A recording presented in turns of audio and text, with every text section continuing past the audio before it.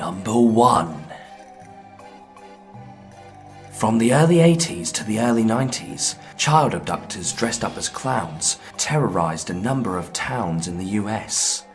One notable incident happened in May 1981 when police officers from Brookline, Massachusetts released a bulletin regarding a mysterious van lurking near the local elementary school. A clown, or a group of clowns, hiding inside the vehicle allegedly used candies to entice young victims towards the van.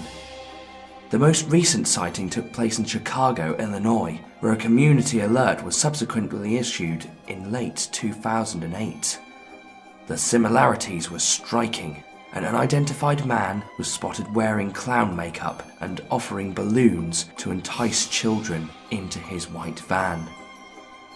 Similar mysterious clown sightings have also been listed in and around the United Kingdom over the last decade. Number 2.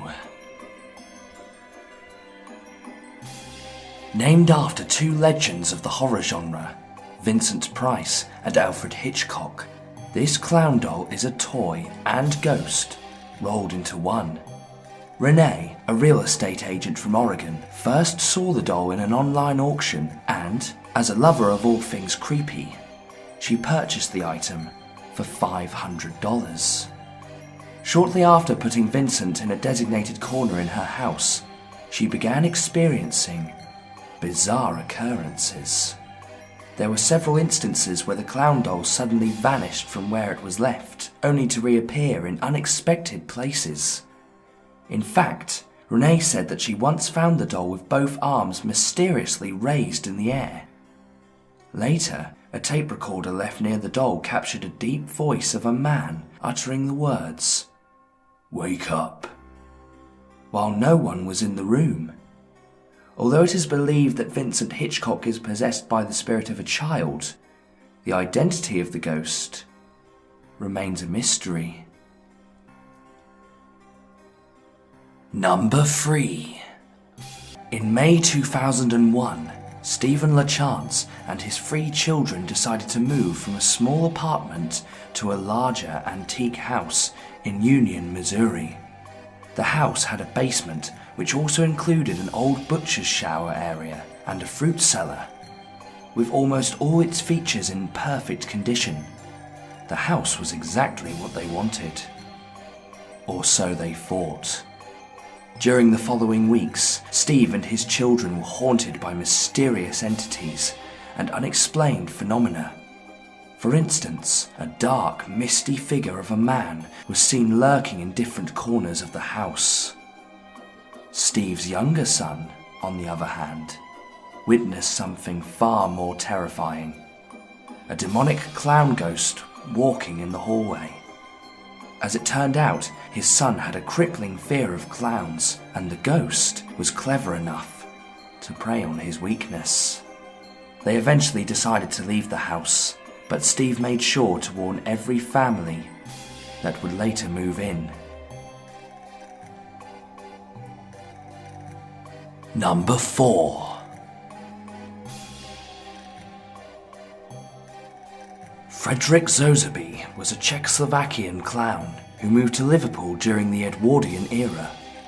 He tragically committed suicide, but his ghost remained to haunt unsuspecting children. In December 2002, 13-year-old Thomas and his younger brother, Aaron, were awakened in their bunk beds by what seemed like an echoing laughter. They soon opened their eyes to see a hair-raising apparition standing in their doorway. Dressed in a one-piece maroon suit, the ghostly clown had one hand on its stomach and the other pointing directly towards the terrified children, as if taunting them. His face was even more bizarre, a long crooked nose, hollow eyes like that of a skull, and heavy makeup made the clown completely unrecognizable. Witnesses also tell of a sickly smell that accompanies ZOZZABY'S ghost anywhere it goes, a repulsive odor thought to be embalming fluid. Number 5. The Harlequin is often described as an androgynous creature with wide, open, dark eyes, long limbs, and an extremely white complexion. In most cases, they appear only to children as young as 5 or 6 years old, and according to author Brad Steiger, they are real. Dan Mitchell, who was only 5 during his first Harlequin encounter, described the creature as very thin and exuding a damp, fresh smell like summer rain. He said that it also gave a sinister laugh which would chill anyone who heard it.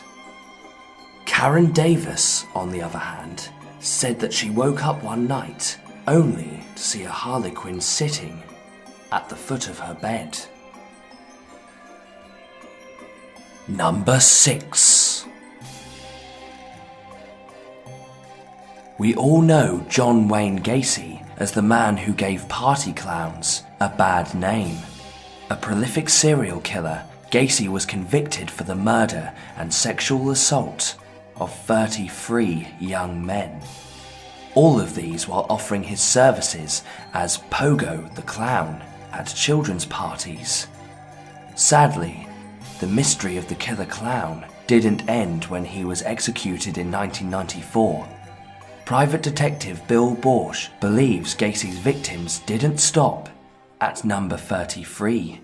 Raffle Tovar, a Des Plaines detective, claimed that he once asked Gacy about the whereabouts of his other victims. "That's for you guys to find out," was Gacy's only sarcastic reply. Another detective also discovered that Gacy travelled to 15 to 20 states in the 1970s. This data opened up the possibility that there might have been other bodies buried somewhere else. But to this day, none have been found. Sleep tight.